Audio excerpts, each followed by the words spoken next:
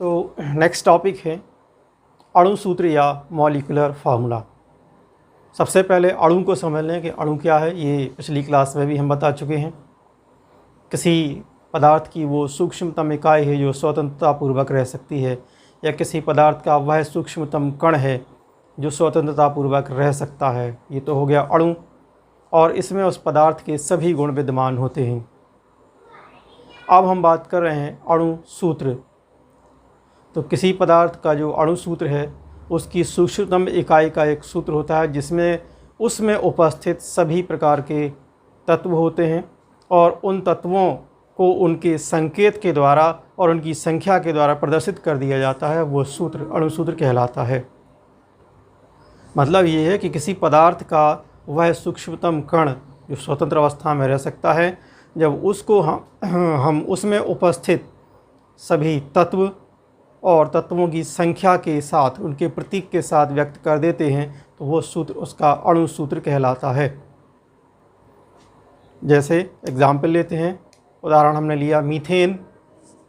तो मीथेन जो है उसके एक अणु में कार्बन का एक परमाणु और हाइड्रोजन के 4 परमाणु होते हैं। तो हम उसको कार्बन का संकेत ले लिया हमने C, और हाइड्रोजन का संकेत ले लिया H। क्योंकि मीथेन के एक अणु में कार्बन 1 होता है तो 1 लिखेंगे, और हाइड्रोजन 4 होते हैं तो हाइड्रोजन को हम 4 लिखेंगे। तो ये बन गया एक सूत्र जिसको हम कह देंगे अणु सूत्र। ये अणु हो गया एक मीथेन का। इसी प्रकार से दूसरा एग्जाम्पल लें, जैसे हमने बोल दिया बेंजीन। तो बेंजीन के एक अणु में 6 कार्बन और 6 हाइड्रोजन होते हैं। तो कार्बन का संकेत C और हाइड्रोजन का संकेत भी H। देखिए कार्बन बेंजीन में कार्बन और हाइड्रोजन 2 प्रकार के तत्व होते हैं। अब तत्वों की जो प्रतीक हैं वो हमने लिख दिए हैं, और उनको इनकी संख्या के साथ प्रदर्शित कर दें तो बन जाएगा इसका अणु सूत्र। कार्बन 6 होते हैं और हाइड्रोजन भी 6 होते हैं। हमने दोनों प्रतीकों को उनकी संख्या के साथ दर्शा दिया तो जो सूत्र बन गया ये हो गया अणु सूत्र। दूसरे तरीके से हम ऐसा परिभाषित कर सकते हैं कि अणु सूत्र एक ऐसा सूत्र होता है जिसमें पदार्थ के जितने भी तत्व हैं वो तत्व को उनकी परमाणुओं की वास्तविक संख्या के साथ दर्शाया जाता है। वो सूत्र अणु सूत्र कहलाता है। तो इसमें 2 प्रकार के तत्व थे, कार्बन हाइड्रोजन, और उसके अणु में कार्बन और हाइड्रोजन की जो वास्तविक संख्या है वो 6 है। हमने उनकी संख्या के साथ उसको दर्शा दिया है तो ये सूत्र उसका अणु सूत्र कहलाएगा। अगला हम लेते हैं इसमें एक टॉपिक, और वो है मूलानुपाती सूत्र। मूलानुपाती सूत्र और एम्पिरिकल फार्मूला।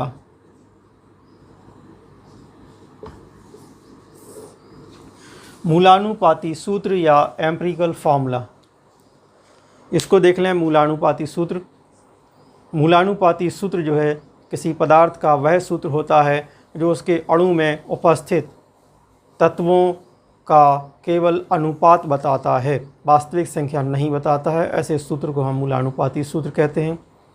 एक बार और समझ लें, अणु का एक ऐसा सूत्र जो उस पदार्थ के अणु में उपस्थित विभिन्न जो तत्व हैं उन तत्वों का आपस में केवल अनुपात दर्शाता है, मूलानुपाती सूत्र कहलाता है।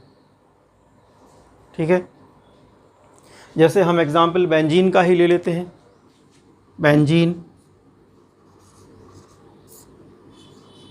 बेंजीन का हम ले लेते हैं अणु सूत्र। यहाँ पर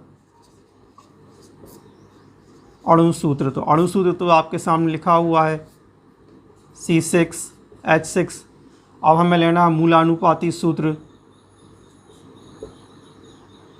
मूलानुपाती सूत्र, तो हम अणु सूत्र से मूलानुपाती सूत्र आसानी से बना सकते हैं। मूलानुपाती सूत्र का मतलब कि अणु में उपस्थित जो विभिन्न तत्व हैं उन तत्वों को उनके प्रतीक के साथ सरल अनुपात के रूप में व्यक्त कर दिया जाए। ज़रा देखें, इसमें 2 प्रकार के तत्व हैं, कार्बन और हाइड्रोजन। तो कार्बन और हाइड्रोजन हमने ले लिया। अब इनका अनुपात देख लें कि कार्बन और हाइड्रोजन किस अनुपात में हैं। कार्बन 6 हैं, हाइड्रोजन भी 6 हैं। तो अनुपात क्या हो जाएगा, 1:1। तो 1:1 में हमने ये नया सूत्र बना दिया। कार्बन 6 हाइड्रोजन 6 तो अनुपात 1:1 आ रहा है ना, और 1:1 में हमने लिख दिया, माने कार्बन भी 1 अनुपात में, हाइड्रोजन भी 1 अनुपात में है। तो इसका जो मूलानुपाती सूत्र होगा वो CH होगा। ठीक, दूसरा देखते हैं।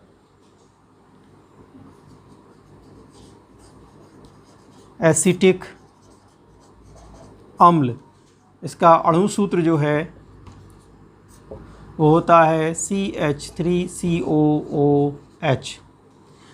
एसिटिक अम्ल अणु सूत्र है CH3COOH। इसका मूलानुपाती सूत्र निकालते हैं। इसमें ज़रा तत्व देख लें कितने प्रकार के हैं। कार्बन है, हाइड्रोजन है और ऑक्सीजन है। तो हम पहले तीनों तत्व के संकेत लिख लेते हैं। Carbon, hydrogen, oxygen.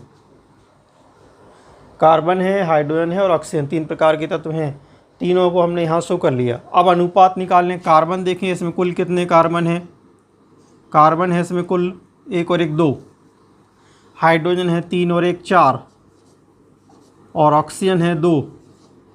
तो इस सूत्र को हम ऐसे भी दर्शा सकते हैं C2H4O2। इसका अनुपात ज़रा देखें। अनुपात यहाँ आ रहा है 2:4:2। कार्बन 2 हैं, हाइड्रोजन 4 हैं, ऑक्सीजन 2 हैं। 2:4:2 बात में हम डिवाइड कर दें तो सरल अनुपात जैसे 1:2:1। 2 से अगर डिवाइड कर दिया जाए तो ये सरल अनुपात में डिवाइड हो जाएगा। मतलब कि इसमें कार्बन कितने हैं। कार्बन आ रहा है 1, हाइड्रोजन आ रहा है 2 और ऑक्सीजन आ रहा है 1। तो ये बन गया इसका मूलानुपाती सूत्र। Carbon 1, hydrogen 2, oxygen 1। तो जो एसिटिक अम्ल है उसका मूलानुपाती सूत्र हो जाएगा CH2O।